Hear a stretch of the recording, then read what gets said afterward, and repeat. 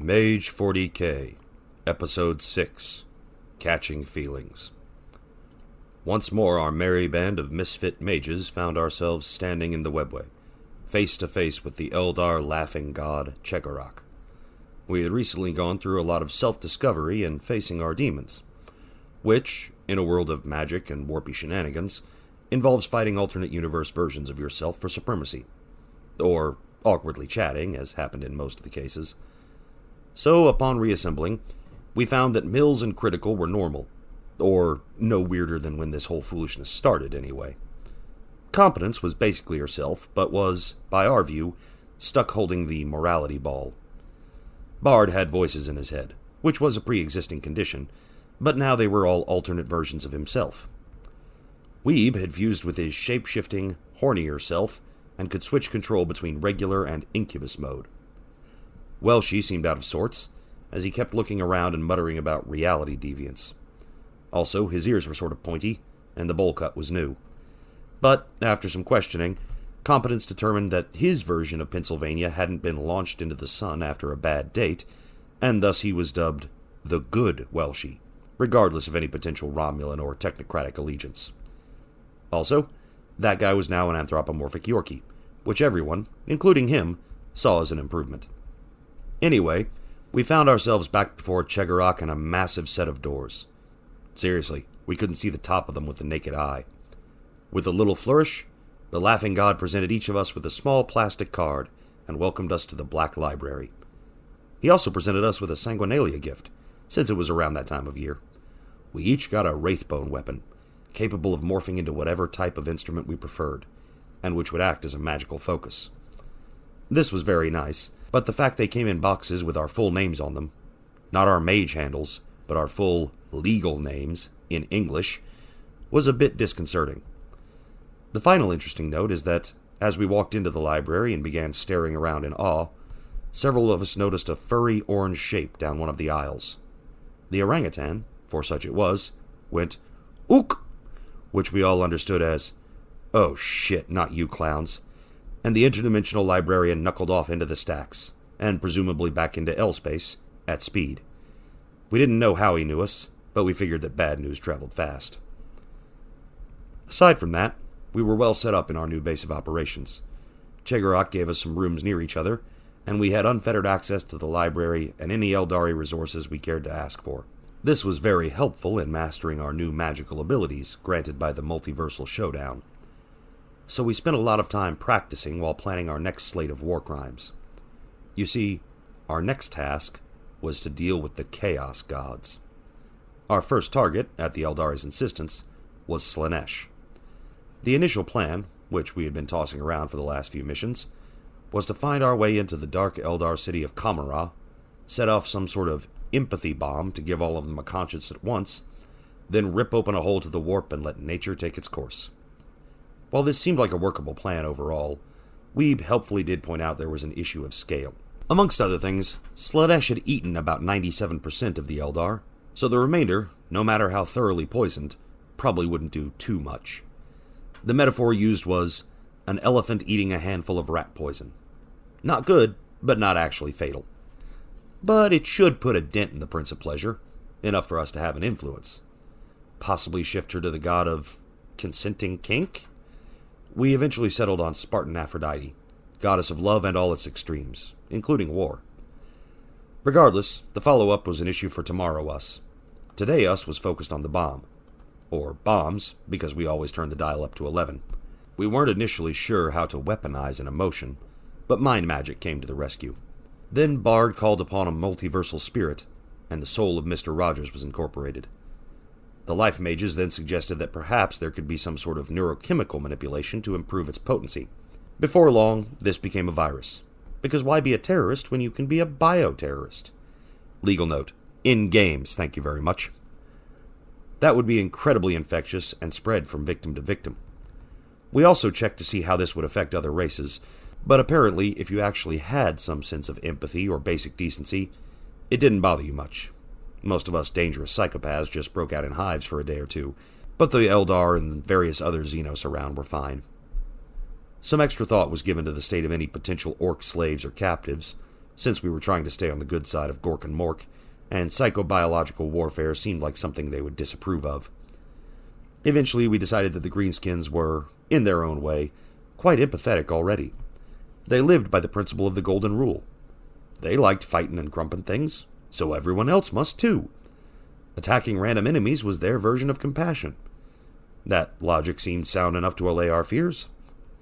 Still, if our Eldar infectees vapor-locked when suddenly given a conscience, which some experimentation on captive raiders showed to be the case, we needed some more efficient method of spreading things, and maybe causing a distraction. Then someone mentioned our grot abductee Whiny back on our ship, and the fungal spores regularly produced by orcs. We had mystically castrated our friend for hygiene reasons, but we were sitting on the webway with a bunch of Eldari maps. Finding an orc-held planet and securing some spores was basically an afternoon field trip.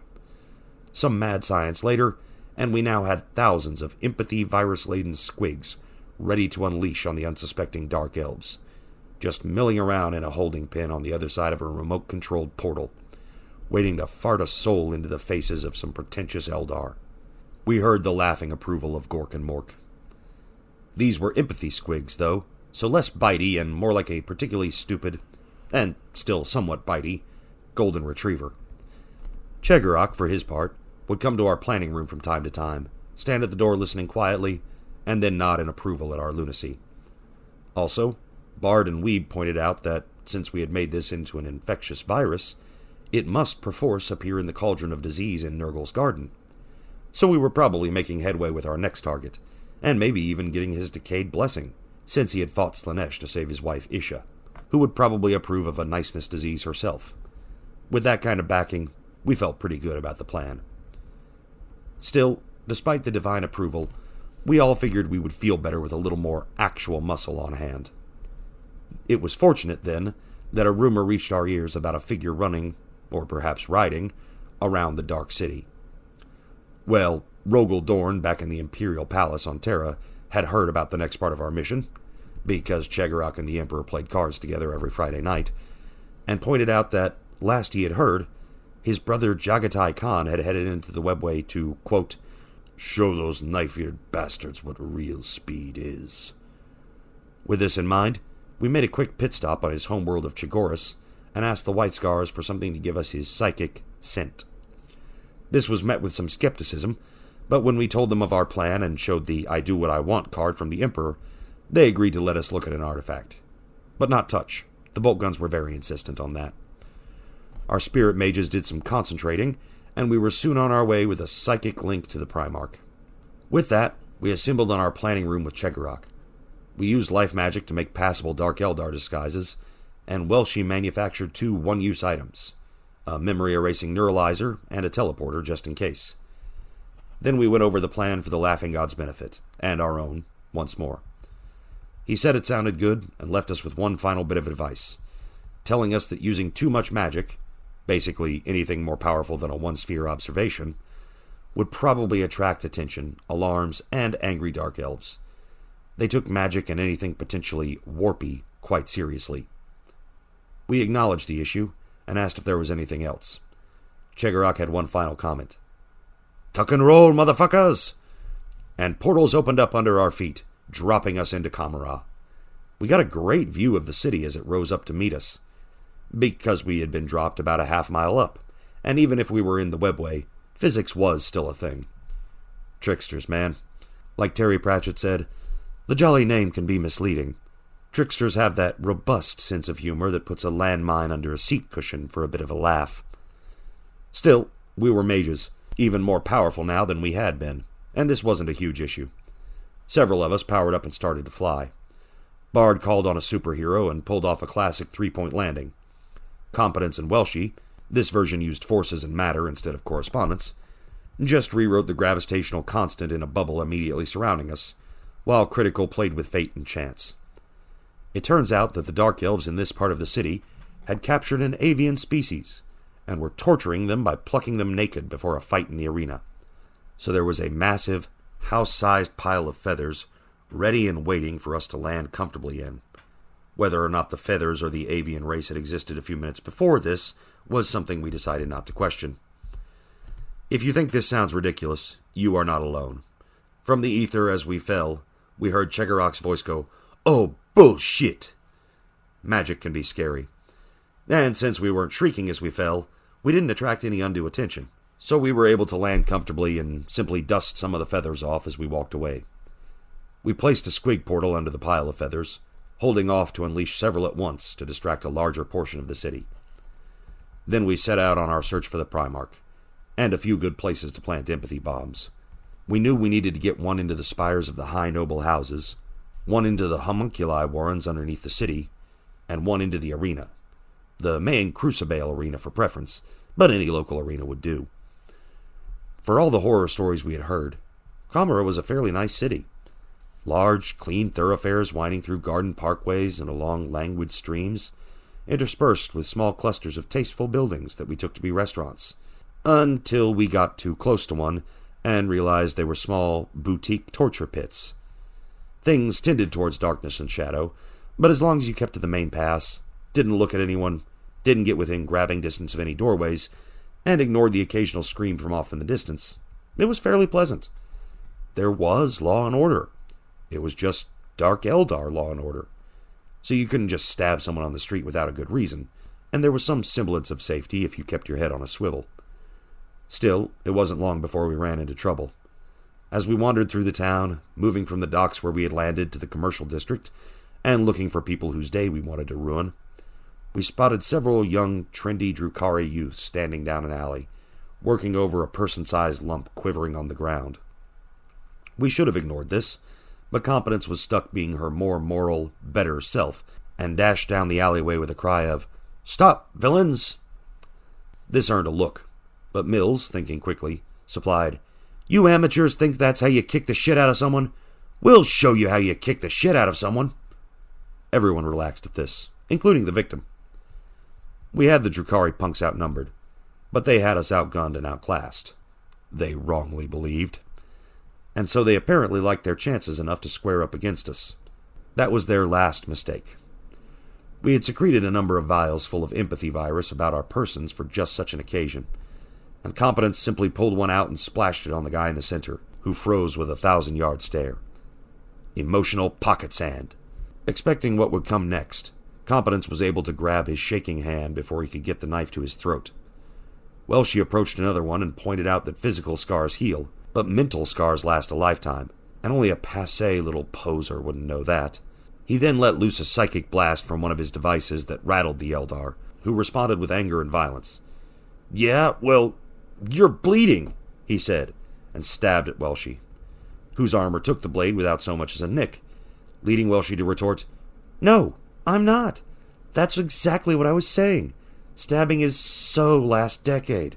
And the Eldar was left standing there, feeling bad about himself.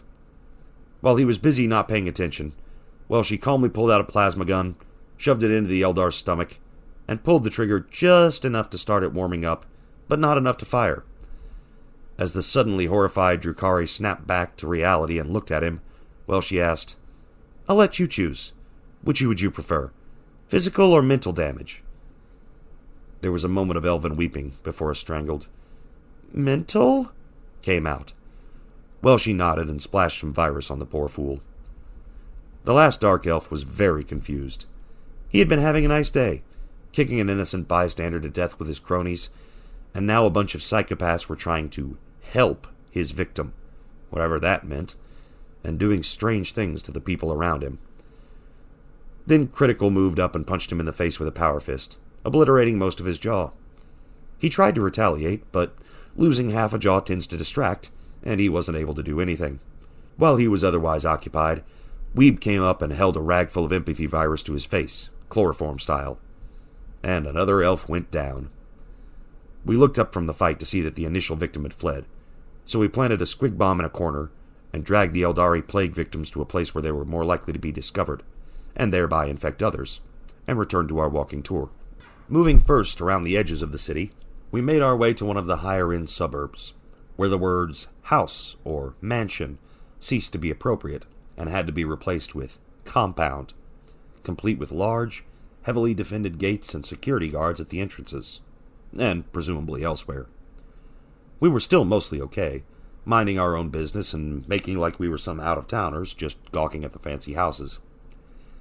This worked until we got too close to one of the largest, most ornate compounds. As in, we were on the same sidewalk. The guards decided they didn't want us wandering around and getting our pour on things. Or maybe that they were just bored and didn't know us, so we were fair game. And 5 of them came out to harass us. Dumbasses. The Eldar guards were both better and less dressed than most of the people we had seen. Their armbands and weaponry were ornate, but most of their outfits consisted of loincloths.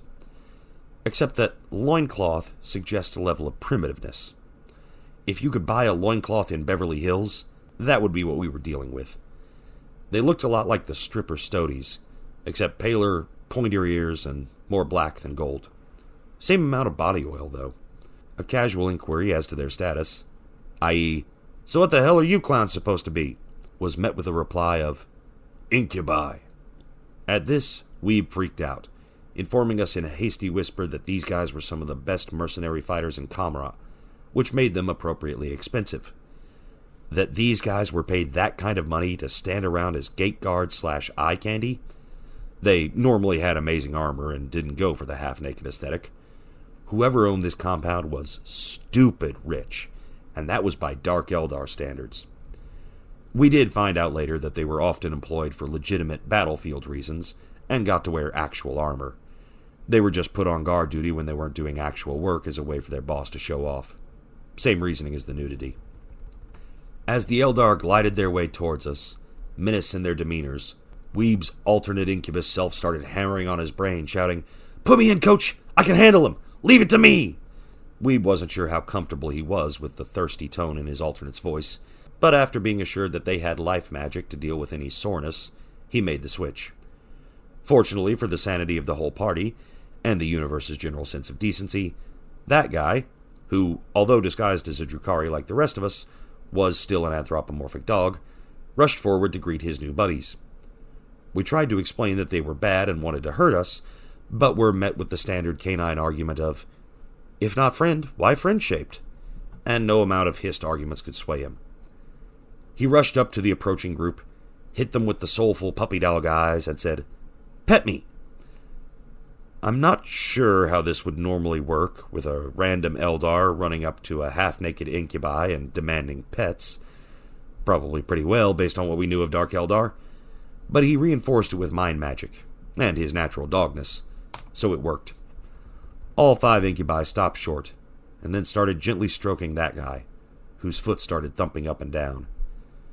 We all stared for a moment, thinking that 5 grinning men surrounding one clueless fool looked very familiar. Only needed a couch, really. So before this could get really weird, Incubus Weeb, dressed now like a particularly slutty dark elf, sashayed up, grabbed 3 of the 5 incubi in a huge hug, and subtly pumped oxytocin, dopamine, and serotonin into their blood, a rote he called Dr. Feelgood, making them fall in love with that guy. But, like, the kind of love you get from looking at a puppy or a baby, not anything romantic, thank the gods. Still, the rest of us were naturally a little weirded out by the impromptu love-in. Also, we were starting to draw attention from the gate guards at other compounds, who were leaning out to watch the show. When the hugging and petting caused some raised eyebrows, Bard calmly shouted out, "Experimental drugs!" and was met with understanding nods. For his part, Critical moved up to one of them and, after standing awkwardly for a minute, said, "So, we gonna do the thing where I try and hit you and you try and whip me? I mean, normally that costs extra, but you're cute, so sure." And with this, they started trading blows. Or, rather, started swinging and dodging. Critical couldn't tag the Eldar with his fist, and the agonizer whip the Incubus was sporting couldn't penetrate the necrodermis armor on Critical, likewise disguised to look contextually appropriate. One of the other guards started to intervene, until his buddy pointed out that this was not a threat, it was a customer. While everyone was busily watching the fight, Competence approached the circle and pulled the empathy virus, which we had taken a moment to transform from a liquid into a pile of spores, suitable for airborne transmission, and asked if anybody wanted some body glitter. When several nodded in excitement, she blew a fistful of pocket spores into the circle. It hit all of them and froze them mid-pet, although one had a moment to issue a strangled cry.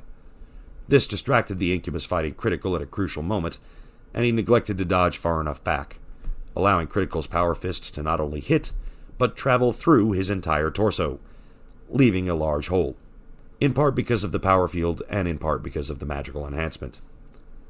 As the guards up and down the street gave polite but enthusiastic golf claps, Incubus Weeb started talking about training and punishment and similar things, and they pulled a cord from somewhere and began tying up the stunned Eldar to lead them into the guardhouse. This was mostly to prevent them from killing themselves in a sudden bout of conscience, but it also served to allay the suspicions of the onlookers. Although we did hear someone say something about, "It's only Tuesday. They're early this week." The party followed into the guardhouse for some interrogation. It only took a moment to figure out they were all too traumatized to talk, however, so Bard, the spirit mage, walked back into the street to the Eldar corpse and yanked his lingering soul out of the air before it could be eaten by Slaanesh. Or, more likely, be reborn into a clone body in some homunculus laboratory. With the help of competence as spirit magic, we were able to conduct a pretty satisfactory interrogation. It helped that, before the Eldar soul could get over our ability to see/manhandle him, we made it clear that he had several options, only one of which involved being returned to his body. We also offered to drop him in the actual warp, or just keep him in a jar on a shelf in some closet, with nothing to see or do, for all eternity. This was working to some extent, but then Critical mentioned that he still had a decaying Skaven tail somewhere, and we could put him in there. Then the Eldar caved like a house made of jello. We got a few basic facts about the layout of this section of Kamara, and confirmed that getting a Primarch to fight in the arena would definitely draw a huge crowd, especially if we got someone famous like Lilith Hesbrax or somebody to fight. Actually, once we started asking for ideas, he got really into designing a show for a motorcycle-riding space marine, including a death race through the city, a demolition derby, and a showdown in a globe of death. You know, that giant metal sphere where motorcycles drive across the walls. This sounded pretty cool, and we took some notes and promised to pass his name on to the arena staff as a potential designer. Or Nightmare Ear, as they were apparently called. Then, because we are not actually nice people, we waited until he was distracted describing death traps and infected him with empathy virus. It was largely a physical plague, and he was a ghost, but we had taken very special care to include spirit and mind magic in the device. So it worked, albeit with some delay. This was perfect, as it allowed us to send him back to his body, after cutting off a chunk of his soul to track him later. A minor childhood memory, the soulish equivalent of a few hairs. And to then get infected with a highly contagious disease, just as he came into a huge laboratory full of reviving Eldar and backup bodies into which people may try to escape. It wasn't actually part of our initial plan, but it did result in much maniacal laughter, which we told the incubus not to worry about. He still seemed worried, but we didn't really care, and sent our plague rat to infect the Dark Eldar equivalent of a nursery/ICU. Before we left, we also got some writing samples from their rich boss, in case we needed to forge a letter to get a safe passage into the homunculi regions. One note just said, "Less armor, more glitter." And, as a parting gift, Bard placed a squig portal on the back of the compound's wall, facing towards the manor house. Because eat the rich, or at least have some squigs do it. From there, we did our best to compete in the 100-meter nonchalant stroll, and made our way out of the rich suburban district and into the more middle-class area. It was less ostentatiously decorated than the richer sections, by which I mean that there were less still-living skins of various other races on display at each house. By contrast, the middle-class area was mostly residential, all of the houses of which seemed to be in an advanced state of decay and disrepair. On closer inspection, however, it was a very artistic disrepair that implied all kinds of decay and misery, but didn't actually endanger the structure in any way. Clearly, someone had gone to a lot of time and effort to get everything to look that dreary, because the Dark Eldar as a race would die for their aesthetics. Anyway, after some wandering around, we found a nice cul-de-sac, found a shadowed patch that wasn't already occupied. It took a few tries, but the lurking assassins and muggers were all very polite, since we weren't their targets. Once there, we huddled up and sent out our mystical senses, all on the lowest setting, to try and locate Jagatai Khan. We strained and sweated, doing our best to accomplish the task without using too much magic and setting off some sort of psyker alarms. We got a rough idea of what part of town to look in, but not much more. Then Mills, who had been fiddling around on our phone, said, "Guys, I know where he is. I found his Insta account." Sure enough, she held up her phone with a 40K version of Instagram and a post from Fast and Furious, depicting a huge, mustachioed man in dirty white ramshackle power armor, aside a truly metal-looking motorcycle, holding a decapitated Drukhari head and giving a victory sign, alongside the caption, "Only a human knows the real meaning of death race. Hashtag for the Emperor, hashtag gotta go fast." And Mills had figured out how to link the geotag to our map of Kamara, so we knew where to find our quarry. More or less. Presumably he was still on the move, but somewhere in that immediate vicinity. We dropped a squig bomb behind a tasteful shrubbery and moved on. As we went, we had a quiet conversation about the overall plan. Now that we knew where the Khan was, we realized that maybe we should hold off on the mass squigging, as that might deter people from coming to a large, spectacular gathering, coincidentally near one of our empathy bombs. Various suggestions were made, and Weeb had to repeatedly remind Bard that "let's just rip open a hole and let Slanesh do her work" was not Plan B, but was in fact much further down the list. Still an option, mind you, but more of a desperate last resort than a response to mild inconvenience. You can solve all of your problems with murder, but you should probably try other things first.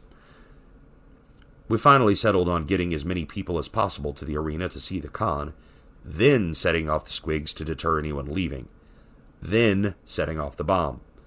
Well, she also suggested finding some way to get into their webway-based transportation networks and see if we could start issuing lots of confusing orders and shutting down whatever random stuff we could reach, so as to undermine a coordinated defense. Signals indicating a Craft World raid, possibly enforced by Chegorok-based shenanigans, were also plotted. It was quite a long and spirited discussion, because when it comes to sowing chaos and terror, we treat that shit like NASA putting a man on the moon. We were very involved in our sinister plans, so we didn't notice the band of 7 incubi, this time in actual armor, not dressed like male strippers, approaching us until they got fairly close. We moved as a group to go politely around them, and they openly shifted their movements to intercept. We weren't sure what the issue was. Maybe our infected resurrectee had gone off in the reincarnation ward, and someone had backtracked the event to us, which was unlikely, but a distinct possibility. Or someone had decided that a bunch of Dark Elves huddled in a shadow in the cul-de-sac were more suspicious than normal, and had informed the authorities. Or it was a random encounter rolled on some sort of list. Who could tell? Regardless, we decided we didn't feel like dealing with this nonsense. Weeb, in his sexy incubus form, different kind of incubus, moved up and said, "Hey y'all, want to see my new electric dildo?" They very much did, and all of them leaned forward for a better look. Weeb held up the neuralizer, we all turned our heads, and there was a red flash. Weeb informed the stun group, "Yeah, y'all were on your way to a gangbang a couple of blocks over." We didn't know if there was such an event, but we figured the odds were in our favor. Also, there's going to be a big show at the arena later, so be sure to catch that. The soldiers mumbled agreement and began to wander off, sure to find their way into some random orgy. As they went, Bard dumped some of the empathy spores in a plastic bag, crumbled them up so they looked more like powder, and handed it surreptitiously to one of the incubi, telling him it was the good shit, and he should make sure to pass it around at the party. That little incident aside, we kept on walking until we reached the southernmost part of the middle-class neighborhood, nearing the slum quarters, but separated from them by a large wall, and possibly a different location in physical reality. As we rounded a corner, we saw a bizarre sight. There was a group of spectators watching 2 bands of Dark Elves, both dressed in similar leather clothing and ridiculously pompadoured hair, even by Eldari standards. The only real difference was the color of their clothing. The best word to describe what they were doing is fighting, but it only sort of counts. They were moving back and forth, swinging, stabbing, and kicking at one another, but everything had the feel of choreography, although people were getting hurt and knocked out of the fight. Also, there was a lot of jazzing, finger-snapping, and posing, and a large orchestra in a nearby lot, complete with conductor, doing a stellar job of matching the music to the movements, or vice versa. Clearly everyone involved in this had either rehearsed extensively or were masters at improvisation. After a few moments watching, Bard pointed out what was so familiar about all this. "It's the friggin' Sharks and Jets! We're watching West Side Story!" This was an accurate statement, but it was also a loud one, and interrupted a very ornate knife fight between two of the leads. The crowd turned to glare daggers at him, but the performers decided to take things more literally, and moved to attack with a cry of, "Death to hecklers!" There were about 10 of them still standing, divided between the two groups, but they seemed determined to put aside their differences and kill us first. This would have been more of a problem if that guy hadn't moved up with a powerful pet me mind blast, stunning about half of them for a few moments. While they were distracted by that guy and how strangely soft he felt, Bard stepped smartly up and said, "I'm so very sorry to interrupt. Allow me to apologize. Would you fine gentlemen like some drugs?" Bard knew his targets, having spent some time around artistic types, and his prejudices were confirmed when the Dark Elves agreed that, yes, they would very much like some drugs, kind sir. Bard passed out several dime bags of the crushed spores with the advice that it was great for people watching. Take it someplace with lots of people. It'll change your life. This last part was definitely true. Being Dark Elves, they couldn't wait, and all took a hit, only to vapor lock as they were hit with an instant conscious. Idiots. Maybe trusting random people handing you intoxicants isn't so bright. Don't do drugs, kids.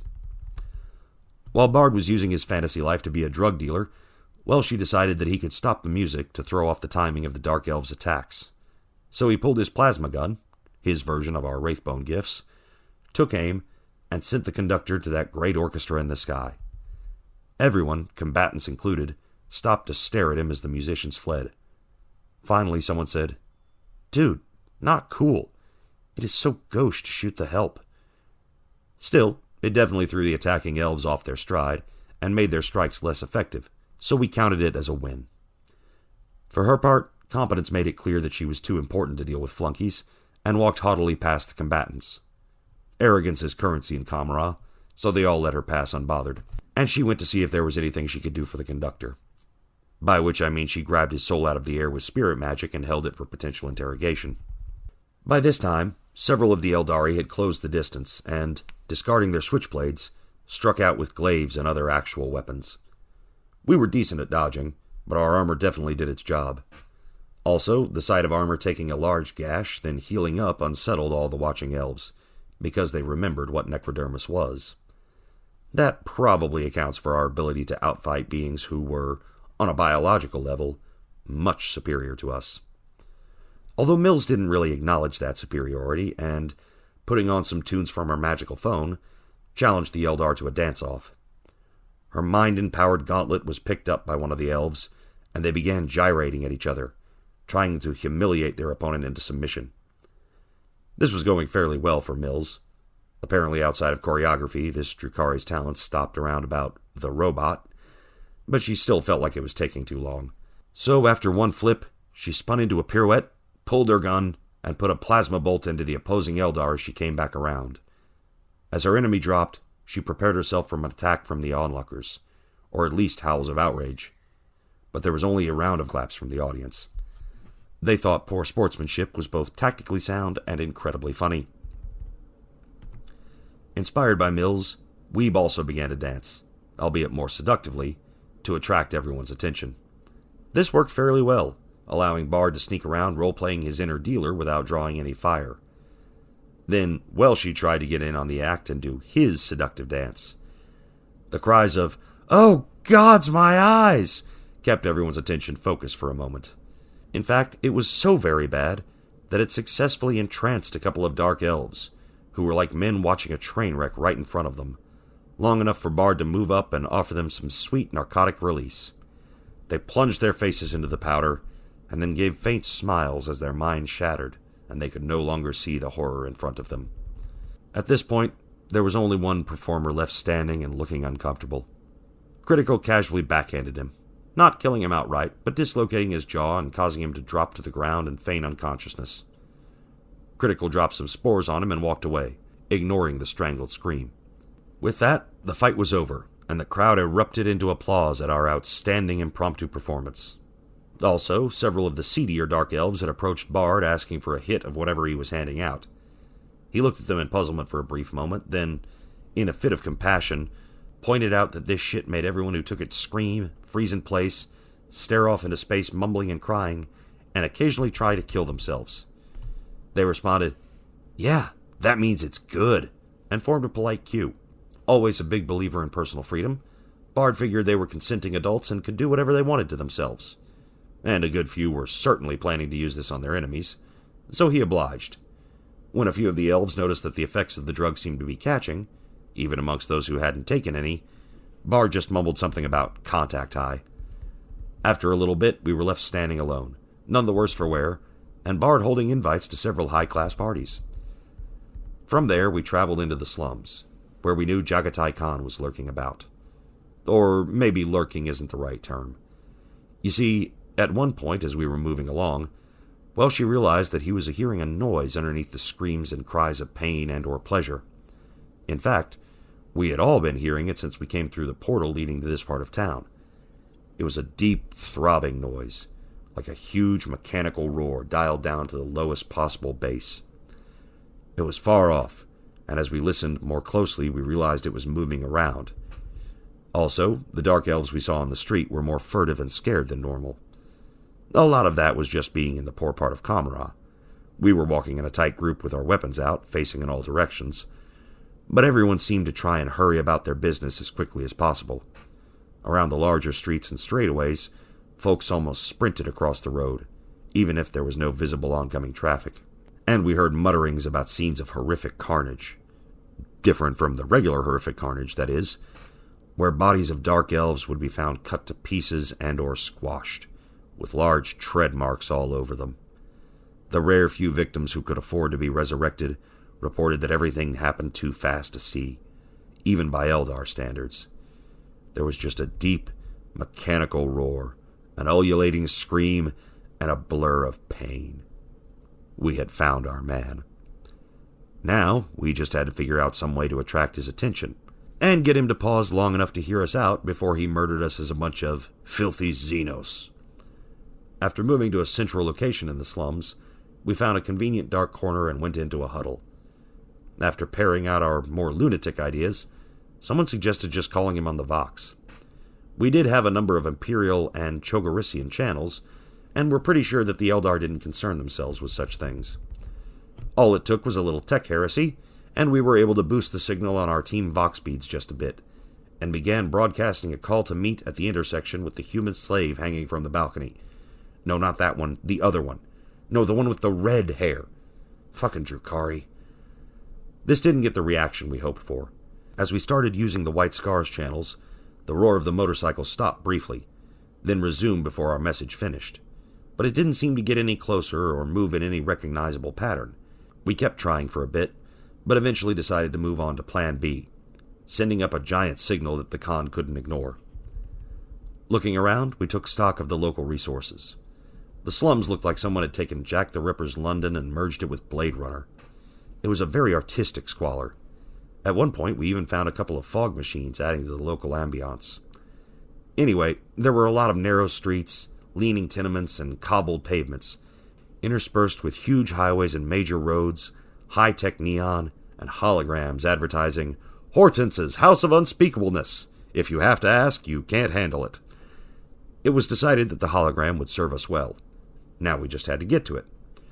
Critical began looking around for some sort of fire escape, but when he mentioned it aloud, Weeb gave him a look and asked if the Drukhari really seemed like they cared about safety or the poor. This led to an argument, and Weeb ultimately conceded that there was probably some sort of murder stair leading up to the various apartments, but when we found one, there was a bouncer hired by the locals to check for official Assassin's Guild documentation. He politely but firmly insisted we find another way up. We would have just flown or something, but we were wary of using our magic. So instead, we poked around some more until we found one of the darkened doorways leading to an internal stairwell that led past a number of shops. We hurried past Hortense's place without looking inside, and we eventually found our way to the roof. In a way, it was like being on an apartment rooftop in New York or London or some similar urban environment, except with spikes on everything. Competence nearly lost a finger trying to lean on the rooftop railing. Really, she should have known better. A safety rail in Camera? Come on. A little bit of investigation, mostly looking for wires and anything techie, led us to the control panel for the holographic sign. Now we just had to get down to the physical thing to reposition it. Again, a search was made for maintenance ladders, and again we pointed out our fundamental misunderstanding of Dark Elves. Any maintenance would be done by slaves, or, at best, minions whose abuse was part of their employment.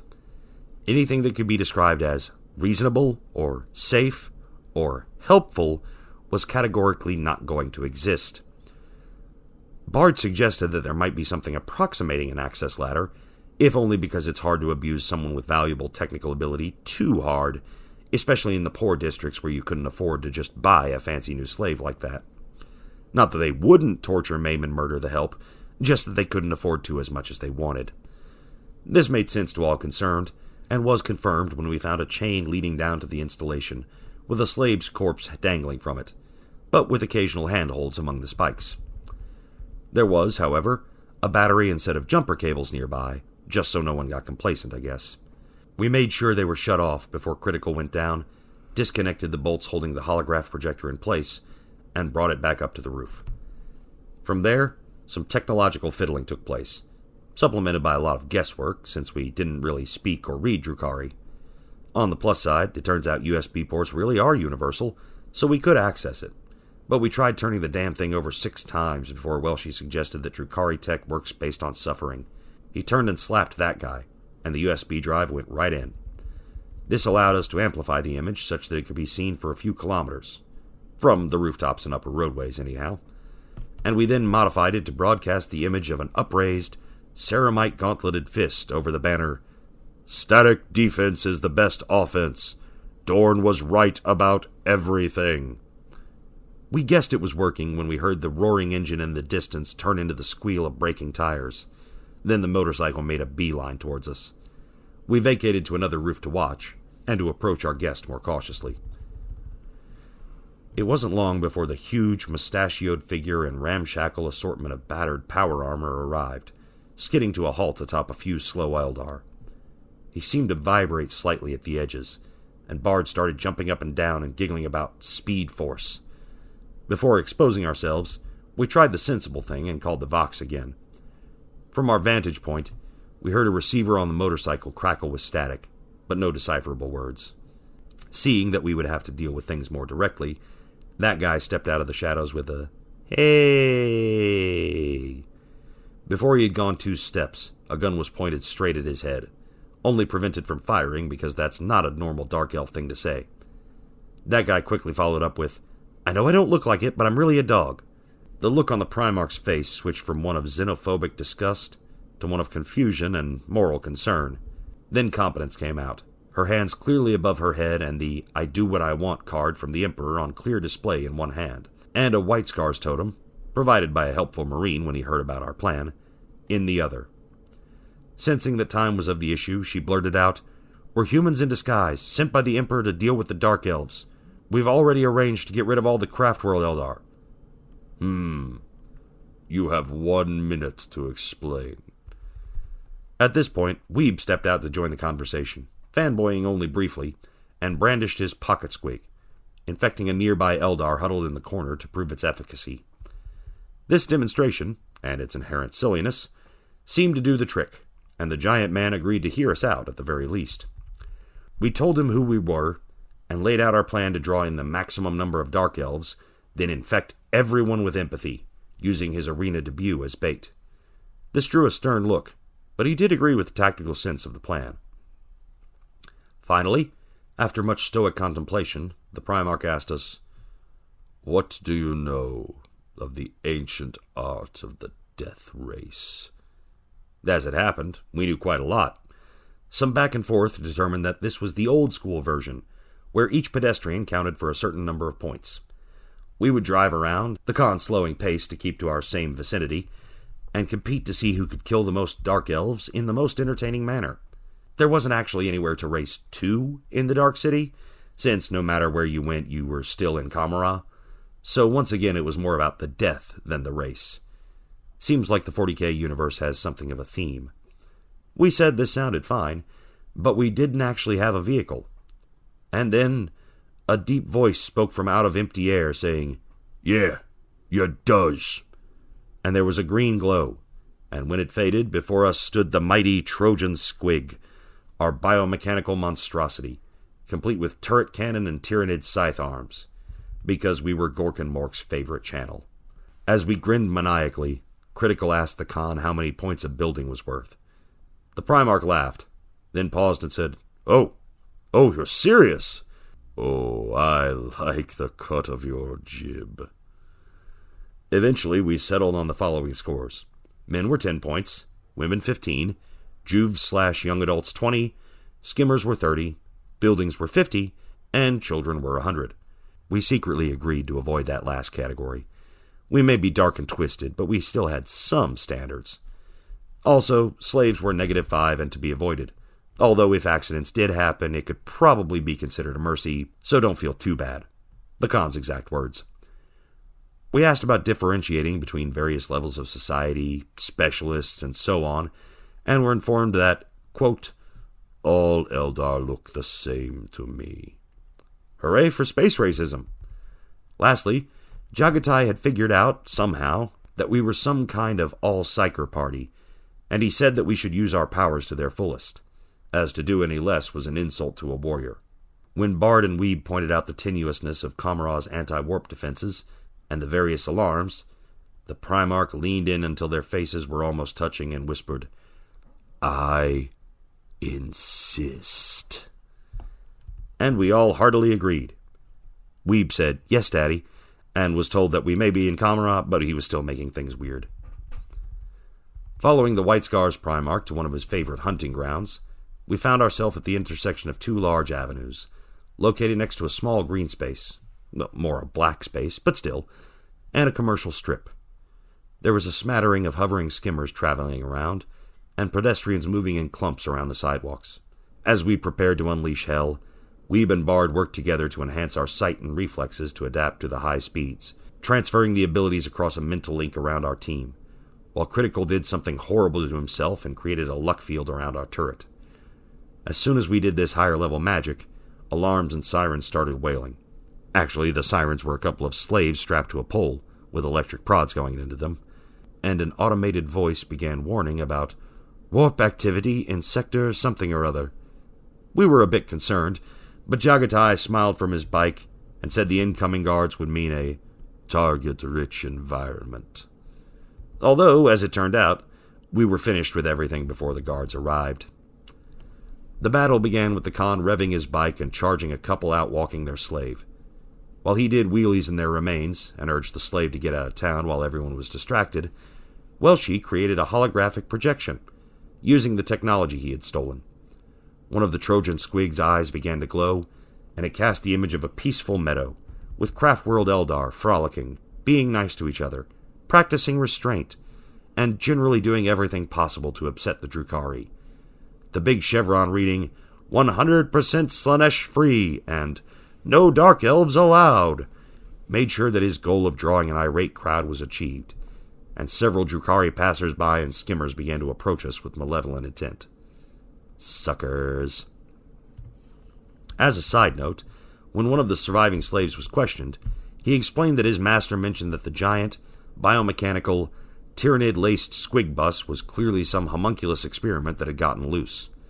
Or had been let loose. That one had planned to avoid the whole thing, only to be skewered by a passing Jagatai. Unfortunately, Welshy's blatant use of magic prompted more sirens, and from one of the nearby buildings a spike folded down, a large gun popped up, and it fired a sphere of darkness straight at our valiant steed. The blast was more about devastation than speed, however, so we were able to sidestep and watch, amazed, as a small black hole eliminated part of the sidewalk where we had just been. In retaliation, Competence used her mystical abilities to copy the attack and launched her own black hole at the base of the building, aiming for the struts. This left a large hole, and the offending edifice began to sway, but stayed upright. That guy shouted, "The cheek!" and sent the Trojan Squig on a charge. This took out most of what was left, But when the building started to fall, some of its weight landed on top of our vehicle, and it held for just a moment. That guy grunted through the Squig's Vox speakers, kicked out with a leg, and hopped forward as the building came down behind us. From across the rubble, we heard the Khan mutter, "Yep, they were serious about the buildings. Good kill." For their part, while the building fell and the projection drew in more victims, Mills broadcast a moderate aura of unpleasantness. Specifically, the feeling of spiders crawling under the victims' skins, because, I don't care how dark you are, no one's going to ignore that. Then it became a game of running our Squig up to random Dark Elves and laughing as they collapsed, shrieking and clawing at themselves. Then we stepped on them. The Khan did his best to drive across the pedestrians and up onto the skimmers, but was somewhat hampered because he was laughing too hard. Still, seeing a giant of a man in power armor do the dramatic wheelie pose atop the pilot deck of a flaming, crashing skimmer is pretty inspiring. We were making a good showing, but we would have to step up our game to really impress this guy. Fortunately, we were stupidly powerful wizards. We all looked to Competence for the appropriate ludicrousness. She did not disappoint. Thinking back to our adventures with the Tau, Competence reached out to one of the buildings attempting to target us, focused her mind on the chemicals making up the inside of the struts, and brute-forced magical power through her handy transmogrification gun, backed up by Critical's luck warping. Before anyone could ask what was going on, the building slumped and began to collapse, a whitish goo pouring out of the cracks and breaks. Cheese. In fact, in honor of the Khan, it was fermented yak milk. We all gagged on the odor, but he smiled widely. Of course, Competence immediately set about repeating this process on every structure that came in range, under the theory of, if they hated it once, they'll loathe it twice. Weeb added to the nonsense by pumping life magic into the cheese, causing the various bacteria to merge into the tiny forms of flying cheese squigs, which Bard then loaded with the empathy virus. The rest of our party racked up the kills on Dark Elves, skimmers, and buildings, as everyone paused to watch reality have a stroke. It was all over bar the shouting, and once we finished it, we piled out of the Squig to greet the applauding Khan. Actually, there was a moment when we had killed all of the Dark Elves, and run off all the slaves, when the Primarch shouted, "Well done, the battle is ended." To which we replied, "No, it isn't. There's still buildings standing." This earned a laugh of approval. When we finally finished, we met the Khan. He had a glass of the fermented milk, and was in so good a mood that he was willing to listen to our entire plan. He admitted that he probably wouldn't have believed it possible before, but based on the last 10 minutes, it should be a hell of a day. His exact words were, "I would think someone as powerful as you would have to be part of chaos. But frankly, chaos isn't that chaotic. Maybe if there were a dark god of wackiness or something." Bard surreptitiously slid his carrot behind his back. The Khan accepted our offer to patch up his gear, make a magical Vox set, and produce some basic supplies, so he could hold out in the Dark Elf arena until we set off our bombs. And then he set off to surrender himself to some very surprised witch cultists, while we found our way into the noble spires. While we were wandering around the extra pointy skyscrapers, trying to find a place that wouldn't immediately kick us out for being too low class — magic can change how you look, but not who you are, at least in Bard's case — Welchie took a page out of the Ghostbusters playbook and made a ghost trap. The spirit mages advised, and Competence suggested that once the souls were caged, we could place the whole thing in a tank of the empathy cheese. We wondered if that technically counted as worse than being eaten by Slaanesh for a Dark Elf, but about the time we were really getting into the debate, that guy managed to make a friend. Well, really, he just overheard a not-too-bright noble talking a bit loudly. We had drifted towards the largest building, under the assumption that it probably indicated wealth and prestige. Weeb, however, pointed out that, these being immortal Dark Elves, old money was a term with a lot of meaning, so the biggest and flashiest buildings might not belong to the most powerful cabal. Bard countered that, while this was true, the Drukhari were also the embodiment of ostentation, so maybe it was. Turns out the truth was somewhere in the middle. The biggest set belonged to the powerful cabals, but the most pretentious was meant to draw attention and or aggro. It belonged to an up-and-coming cabal known as the Purple Nurple. Anyone else, that would sound silly, but from a Dark Elf, something that innocuous took on a sinister air. Well, sort of. Anyway, they were having a soiree for the great and good, said with the heaviest scare quotes ever, to help establish themselves as players in the city. This provided a convenient cover to infiltrate. As we approached the building, several of us started to conspire to place a squig portal at the top on the outside, to allow a fountain of squigs to, quote, spurt forth to doom Bukaki the city. This started another argument as to whether squigs or cheese would be more appropriate and or mentally scarring. Before we could get too far into the debate, however, we entered the lobby of the building and saw we were dangerously underdressed. Most everyone there was dressed to the nines, with all sorts of ornate and impractical flourishes and baubles attached improbably to sheer bits of fabric. We, on the other hand, looked like fairly normal citizens of Kamara, which meant we would have caused any given church choir to faint in shock, but around here we were pretty bland. Not that we were worried about getting in, mind you. There was a big sign directing everyone to the party upstairs, and it even helpfully said, "Everyone welcome, come in and be the life of the party." This phrasing, and the looks the security guards shot each other as they ushered one random derelict into the elevators, convinced us that we didn't want to be at the center of that kind of attention. We ducked into a handy back alley, Kamara is basically all back alleys, to confer. We considered jumping some nobles for their clothes, but decided to just use some careful, low-level magic instead. Less chance of random fluids involved. Then, hearing that we needed to get slutty to sneak through a Dark Eldar party, Incubus Weeb insisted on coming out to play. He even provided his own outfit, which was, in fact, barely enough electrical tape, and words were had on what exactly constituted enough. Soon we had an idea. Weeb would disguise himself as a noble, preferably one known not to frequent these sorts of things, and the rest of us would use our stolen incubus weapons, and maybe a bit of magically produced armor, to pretend to be bodyguards. So we had to find a mind to scan that would know about the invite list and maybe the security layout. Some peering through the windows gave us a likely-looking individual, who we took to be the head of the lobby-level servant staff. Removing a few strategic strips of tape, Weeb sauntered in, whispered something in the man's ear, then slutted off out the door and into the ambush position. He knew what to say because of the badges everyone was wearing.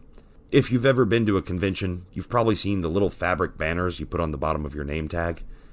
The Purple Nurples had a table set up where everyone could list their top 20 kinks, so Weeb just had to check the servant's lapel.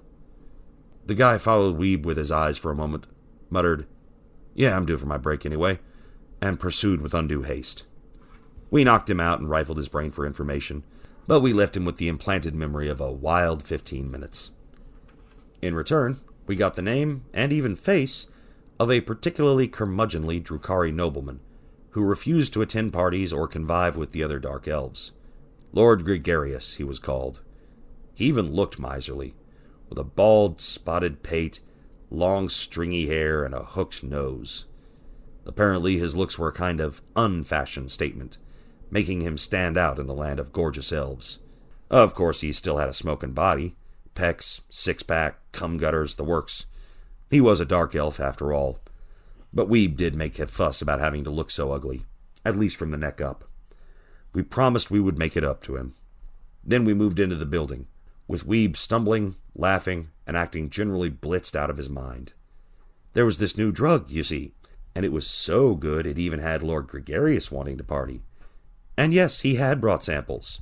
We had thought ahead and, on this batch, added a 20-ish minute ecstasy effect before the empathy hit, so the partygoers wouldn't give the game away too soon, and so the devil would get a good chuckle. I mean, 20 minutes of ecstatic joy in a dark elf orgy before spontaneously generating a conscience? Yeah, there's a difference between good and nice. So while Weeb slurred and groped his way through the levels of the Dark Elf Tower, the rest of us did our best to look like irritated and put-upon servants, and occasionally pass out drugs.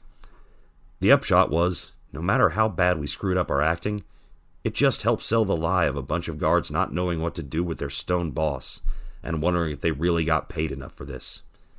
It was glorious. As for the building, it was pretty open, if only because they wanted random guests, to come in for some impromptu fun.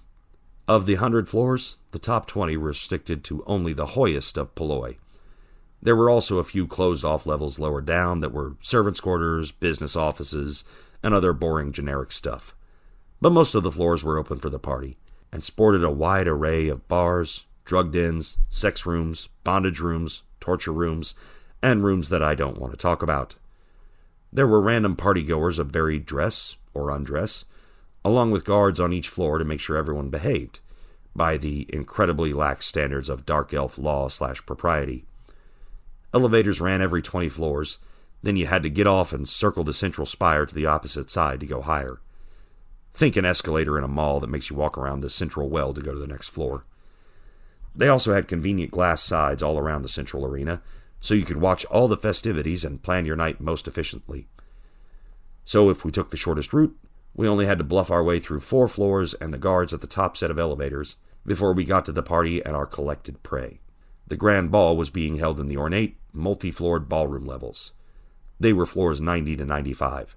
The ones above that were mostly maintenance and technical things and such like, and the ones immediately below were VIP quarters/relaxation rooms. Really, the biggest problem we had was keeping Weeb on task. Normally he can keep himself in check, but this was his incubus form, and that one was, as he justified later, committed to the bit. We finally resorted to tying a rope to his wrist and just yanking him out of whatever orgy had distracted him this time after we got bored of waiting. Also, he was broadcasting a subtle mind effect. The incubus form had spheres of mind to work with, that, instead of being stealthy, made everyone nearby notice his entrance. Given his disguise, the effect was to send a small ripple of hushed conversation ahead of us along the lines of, "Oh my, is that really Lord Gregarious? But I thought he never came to these. Look at how he's acting," and so on. Also, Dark Elves get real friendly when someone's handing out free drugs, as long as they've got a handy slave or poor person nearby to test them on. So between the social capital of Lord Gregarious, our convincing impersonation of annoyed designated brain havers, our handouts, and Weeb's willingness to, take one for the team, we had no trouble getting to the guards at the top level. We did have a 20-minute timer before someone started asking questions about those drugs, but we were doing just fine time-wise. The guards at the top elevator were actually incubi, and clearly meant business. They recognized our weapons as incubi issue, and gave us a semi-professional nod. Then they saw Weeb and did a double-take, as they were high enough placed in society, or at least as society's bodyguards, to recognize him and be surprised. Still, they had jobs to do, and asked Lord Gregarious for his invitation to go to the higher levels. Weeb gave his best drunken laugh and draped himself on the guard, pumping low-level lust through his mind magic, and slurred something about how he got so many invitations, and they were always so boring, but he developed some new drugs and just really felt like a party.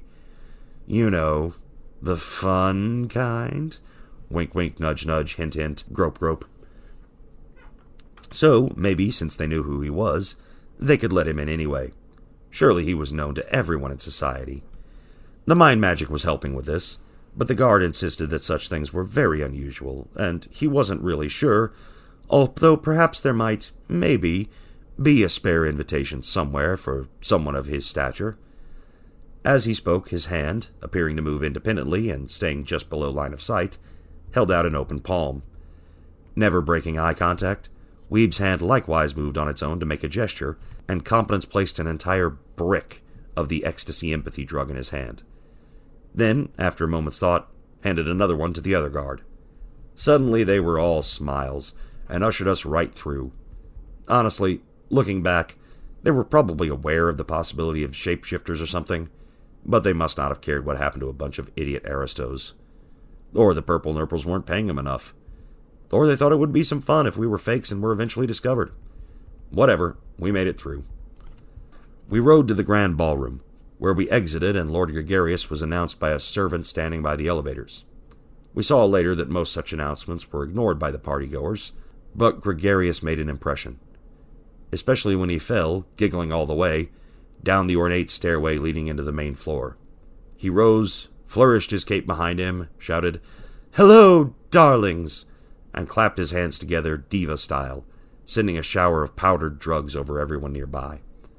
Fortunately, it didn't stain cloth, or there would have been a riot. As Weeb embarrassed himself, several of the rest of us began making minor apologies and excusing his odd nature with the drugs. Strong drugs. Very strong drugs. No, sir, you aren't appreciating how strong these drugs are. You should not take them. People collapse crying in the fetal positions. These drugs are simply too strong for you, sir.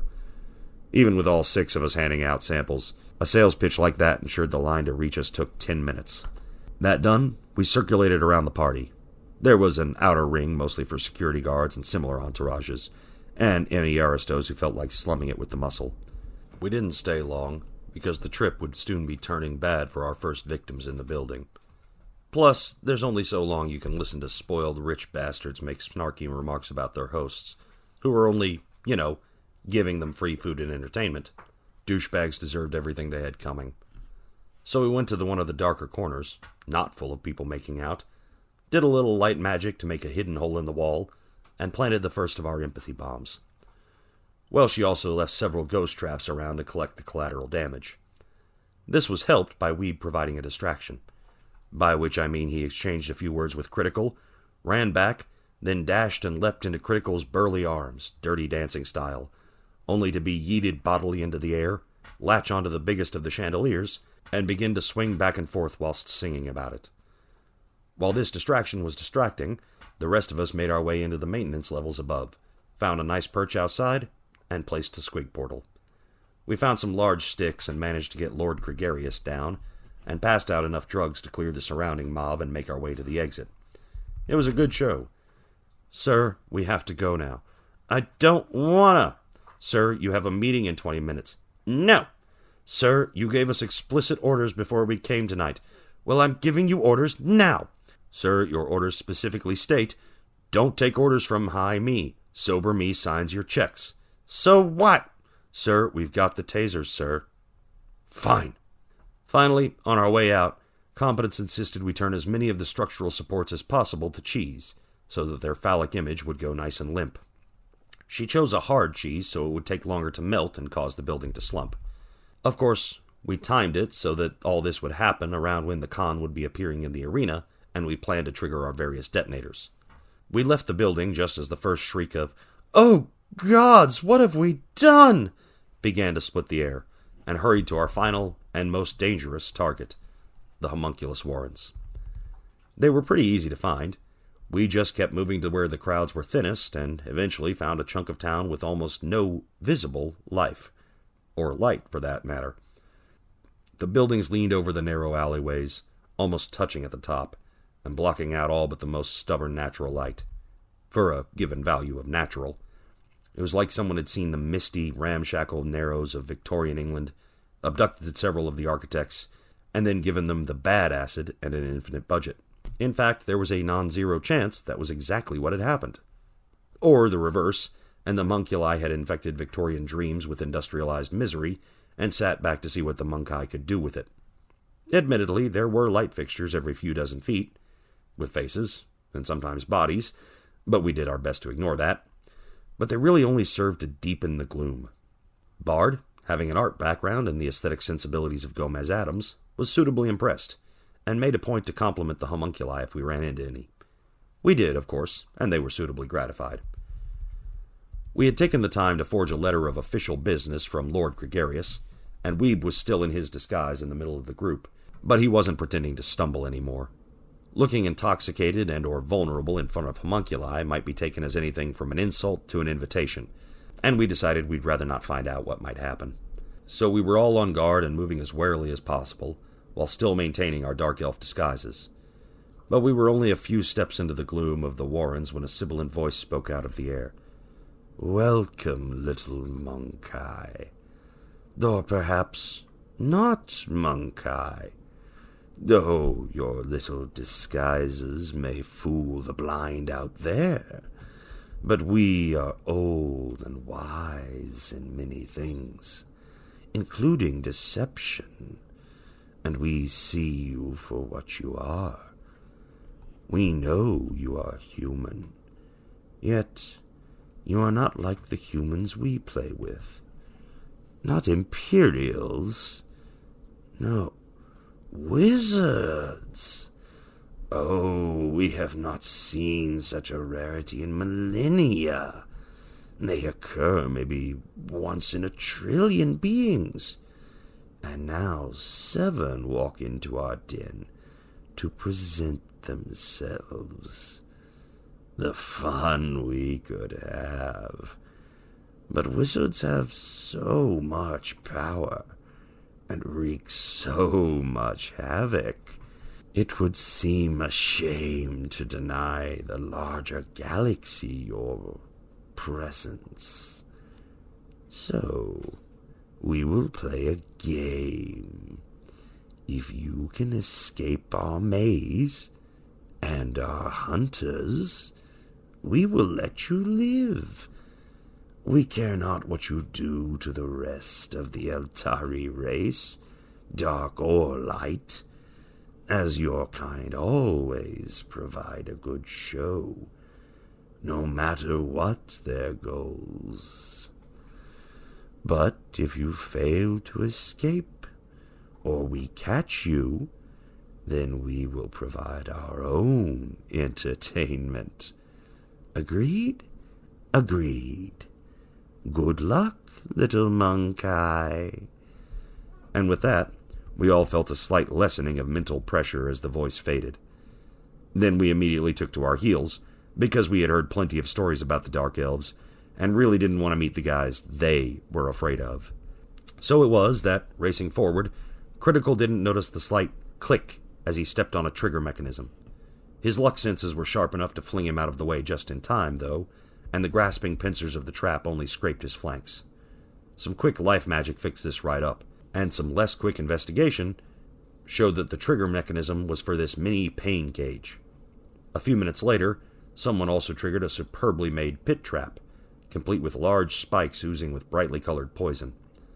From this point on, we were a little less hasty about our flight. Instead, we tried to seek out the traps with our magical abilities. Competence first tried looking for danger, but literally everything in the city, including a few random pebbles, was triggering that alarm, so we started looking for specific matter components. And just looking around really carefully. Also, Techno-Romulan Welshies had some high-tech scanners that totally weren't powered with magic. Totally. We weren't too worried about using our full mystic abilities, since these guys already knew who we were and didn't seem concerned, and when no alarms started blaring, we decided we were safe.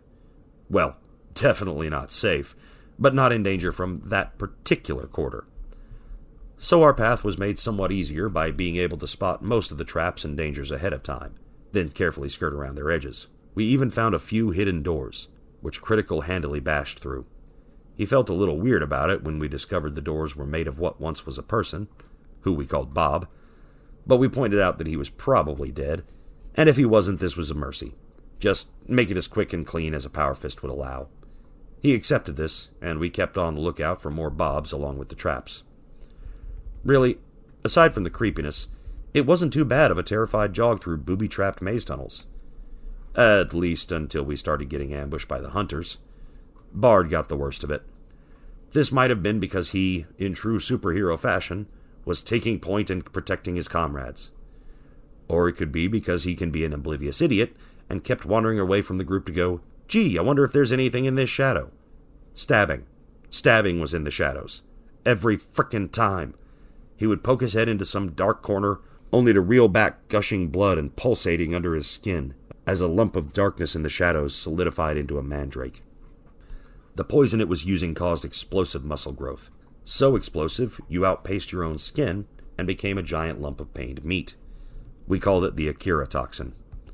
This would have been the end for our intrepid bard, but luckily magic lets you cheat, and we had 2 life mages.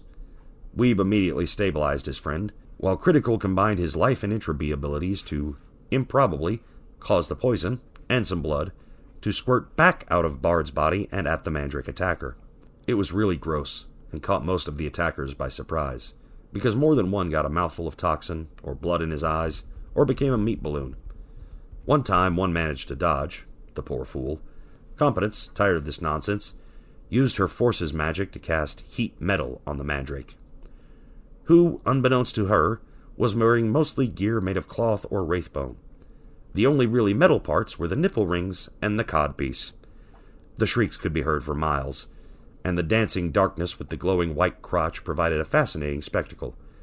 We all stopped to watch, and as it crumpled to the ground with a last agonized cry some minutes later, a voice from the darkness said the homunculi had a great internship program if she was ever interested, and handed her a business card. She put it next to the one from Trays in the Infinite. At one point, she also took a few minutes to analyze the poison, so we had that in our back pocket for future use. Our enemies really should have done their homework. But their ignorance was our gain, as we made our way out of the warrens with only a handful of near-death experiences. As we demolished one of the bobs, and viewed the comparatively bright vista of regular Kamara, the voice thanked us for visiting, and giving them a good laugh, and even a few neat ideas. At one memorable instance, Competence had turned a mandrake into a statue, and then Critical started banging on the outside to see if he could kill the sucker with tinnitus before he suffocated. Competence and Critical were welcome back any time, and were free to bring their pets, by which he meant the rest of us, the douche. Once we felt the voice leave, Bard stepped back a pace or two to the statued Dark Elf and placed a squig bomb on his chest. Then we put an empathy bomb under a pile of bob, and made our way to the arena for the grand finale. And what a finale it was! We had little trouble getting into the arena, although the tickets were a little pricey, and we had to settle for standing room only. We were lucky, though, as some latecomers were relegated to a fenced-off section outside the arena with a couple of big screens. Absolutely everyone was there, and once we got some snacks, the nachos were normal, but the cheese sauce had an ethereal glow and screamed a lot, and we didn't dare ask about the hot dogs, but the sodas and popcorn were safe enough. We were able to see that even the High Noble's box seats had had extra chairs brought in. As people poured in and the tension mounted, there were a few preliminary fights.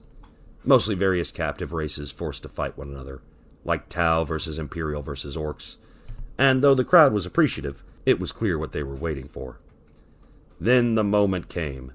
The center of the arena held a huge, mesh metal sphere with a series of platforms inside, and gates for witches and other combatants to pour in through.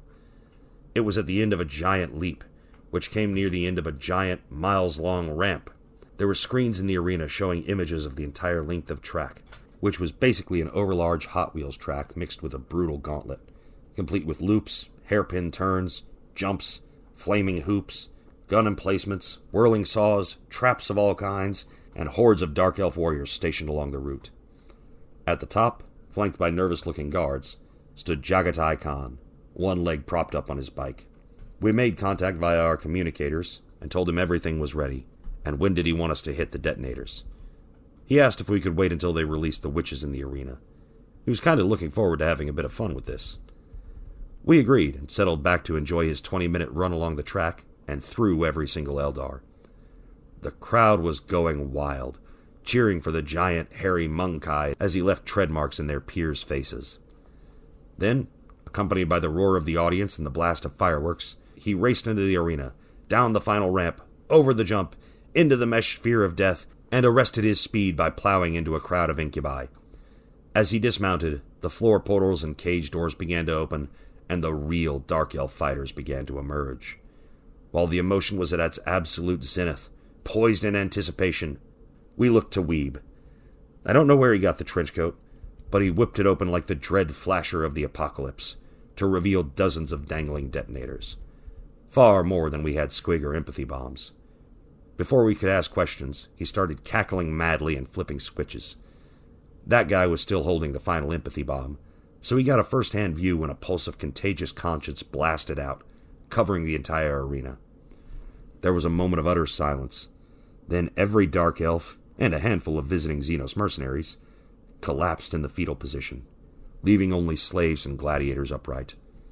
About that time, the largest tower in Kamara, which we could see in the skyline, slumped suggestively and started spurting forth whitish horror. We could just hear the faint screams when the explosions started going off. This confused everyone, and Mills shot Weeb a questioning glance. "We only had squig portals and empathy bombs. What's going on?" "Oh, I thought you guys knew. I was coming behind you and putting regular det packs on everything that looked load-bearing. Or expensive. 'Cause fuck these guys." As they say, teamwork makes the dream work. While all this was happening, Welshie used the sudden lack of resistance to start breaking into the communications network and issuing all sorts of nonsensical orders, just to be thorough. Finally, those of us with spirit sense could feel a great disturbance in the warp, as if millions of voices, and even the gods themselves, cried out at once, "What the fuck was that?" Our good deed for the day done, we decided to move quickly. As the mad bomber reveled in his work, Bard made contact with Chegorok and asked for a webway the hell out. Some of us went down to the fighter pins below the arena and began freeing any combatants willing to agree to not attack us. We placed time detonators on the more aggressive one's door to let them out after we were safely gone. Welshi and Competence went to the announcer booths and were able to broadcast a message of freedom across the city. This would probably have been met with suspicion by the traumatized slaves, but the message was, "Hey, we fucked these guys up and we're getting the hell out. You can meet us in the arena if you want, or you can find your own way, or whatever. Up to you, we don't actually care." This seemed honest enough, and was no doubt preferable to the catatonic Drukari and rampaging squigs. So we had a fair few rescuees join us when the Laughing God opened a webway portal in the arena. He had been warned about the guests and conveniently arranged passage back to their own peoples for most everyone. The Khan asked for a path back to Chagoris, from whence he would seek out the Emperor. We asked him to give our best to Big E, and asked him to tell the big boss that we would make contact as soon as we'd finished handling chaos. He looked somewhere between confused and impressed at this.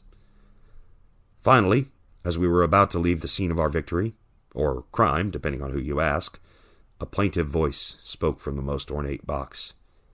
We saw Asdrubal Vecht lurch to the balcony and ask, "What have we done? What do we do?" "I don't know," said Mills. "Have you tried not being a dick?" And thus the galaxy entered a new era, as the extreme kindness and ultra-compassion of the Dark Elves began to spread. Surely, there was no way this sort of thing could be taken to dangerous extremes. Surely. End of Chapter 6.